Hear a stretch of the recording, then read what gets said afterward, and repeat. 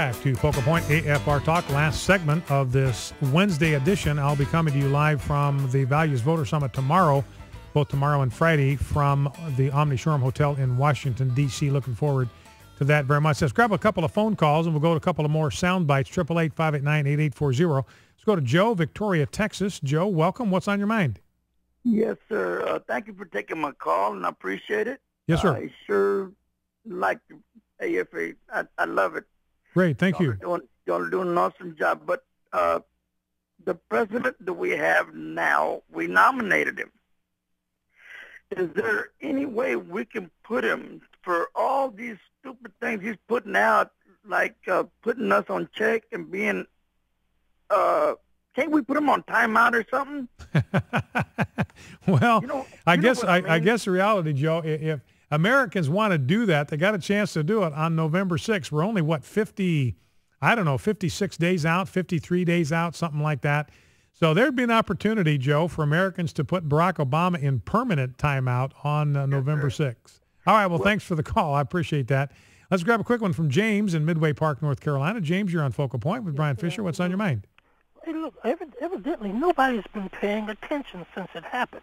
But, look, it was Obama and NATO who got those so-called rebels to go against Mubarak, Gaddafi, and Assad.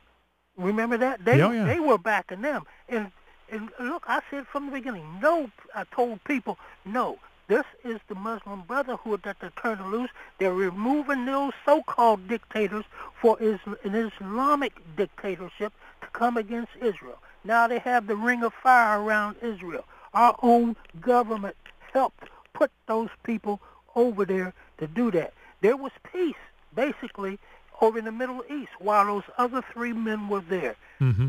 And another thing, why hasn't anybody paid any attention to those, 26 SEAL team members who were killed after they were allegedly got rid of bin Laden. Now they're talking about sending just 50 Marines over there in the middle of this mess. What is Obama appeasing the Muslim Brotherhood again by sacrificing another group of our fighting men?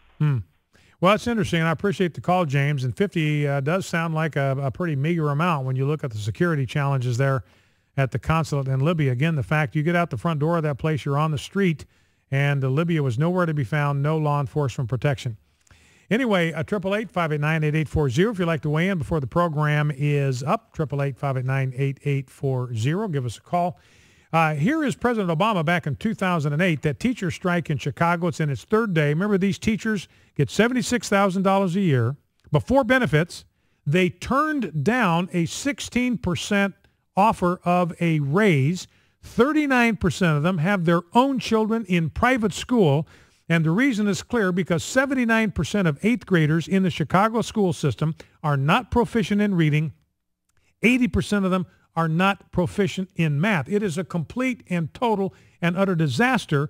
And you and me, the taxpayers, you and I it would be, have sent $10 billion. I repeat, $10 billion of our money has been sunk into the Chicago public school system over the last 4 years since Barack Obama has been in office. Now, here is Barack Obama back in 2008. The teachers union kind of turning on him today, but here is Barack Obama to the Chicago Teachers Union in 2008.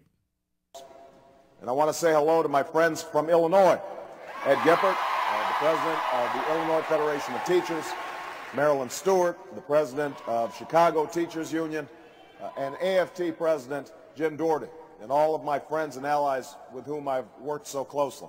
So that's Barack Obama. Over the course of this campaign, we've had the opportunity to visit schools and talk to teachers and students, paraprofessionals and support staff, college faculty and employees, public employees, nurses, and healthcare workers all across this country.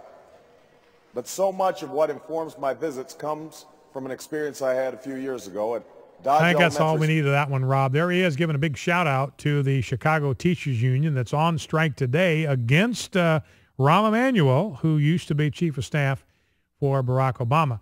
Now, here is the Chicago Teachers Union clip 5, and she is comparing she's comparing what's going on in Chicago to what's going on in Egypt and Libya. Get a load of this. Well, what's interesting, Reverend Al, is that this is sort of like an Arab Spring here in Chicago right now. Currently, there are 5 locals, AFT locals, who are experiencing similar issues here.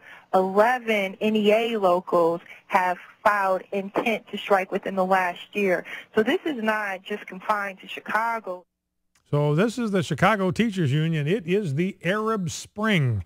That's the analogy she uses to describe what's going on in the Windy City. Let's go back to the phones. Let's go to Brad, Burlington, Indiana.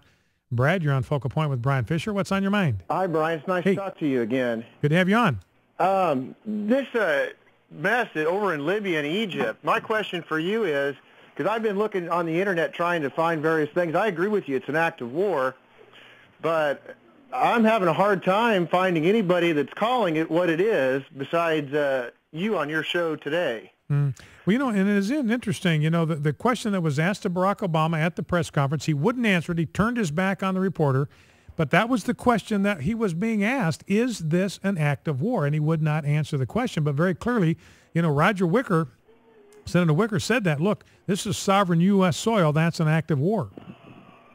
But is any of our elected officials coming out and calling it for what it is? Because I'm not finding it. I was reading on the Internet was from a British publication. They were saying that this is an act of war. I haven't found anything here in this country, like I said, aside from you. But is there anybody in Congress that is coming out and taking a stand on this? Well, we played the soundbite from Representative Alan West, and he all but said that. I mean, he said, look, this is sovereign U.S. soil. So Alan West, I think Alan West would call this an act of war. I don't know if he's used that term, but that's clearly what he was talking about.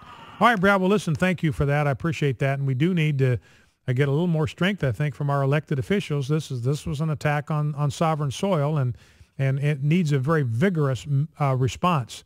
Let's go to Kate in Columbus, Ohio. Kate, you're on Focal Point with Brian Fisher. What's on your mind? Well, there's a lot on my mind, but I appreciate you taking the call. I'm a first-time caller. Great. I really enjoy listening to what you have to say. I'm calling because one of your callers, he stated, his blood pressure's up. And it really got me thinking in terms of we're all very, very concerned and our hearts are heavy. And I just want to appeal to everyone that we are so burdened with what's going on in our country and around the world, and we must pray unceasingly when you're driving, when you're at home cooking, anything. Pray to God to take command and for God's will to be done in these areas that are of greatest concern and for the safety of our nation. I just can't stress that enough, and I appreciate the fact that you do your homework, and more facts and more details are what we all need, and I sure hope that there's a turnaround. All right, Kate, well, listen, thank you very much for that. And, I think Kate's word is, that's a great word of exhortation. We must be people of prayer. It's one of the reasons why we begin this program every day with intercessory prayer, asking for God's grace and mercy on this nation, his power to protect us. And that may be the most important thing we do on this program is the prayer that we pray together with one heart and one soul at the beginning of the hour. Let's go to Alfred in Sikeston, Missouri. Alfred, you're on Focal Point with Brian Fisher. What's on your mind? Hello, brother. How are you doing? Good. How are you? It's a great day to be a Christian, to be a son of God, that's for sure. Amen for that.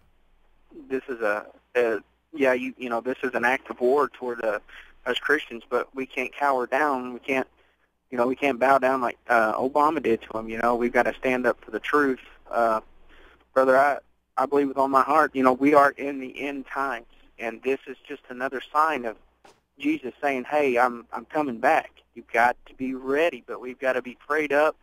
You've got to be ready to fight, and we're fighting a spiritual war.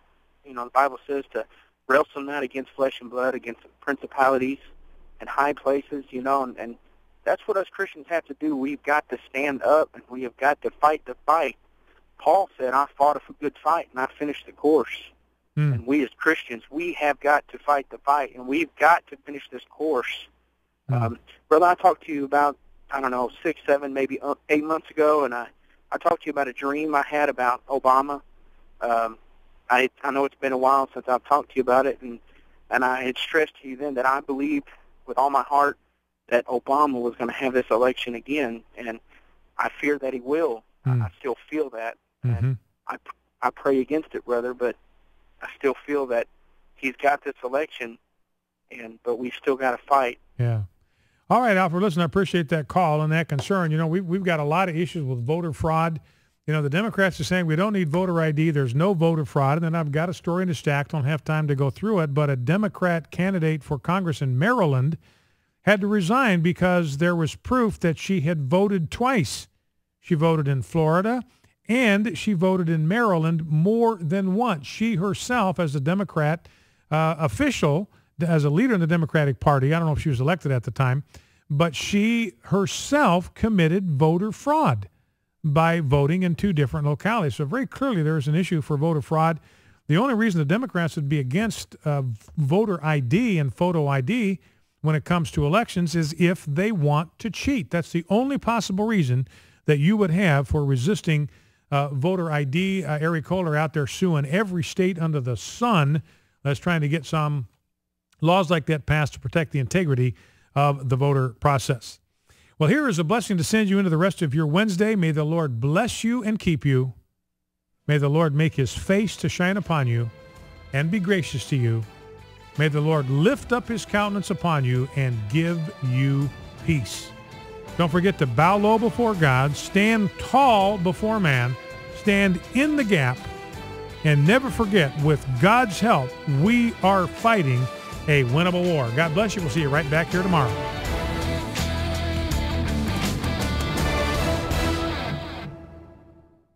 The views and opinions expressed in this broadcast do not necessarily reflect those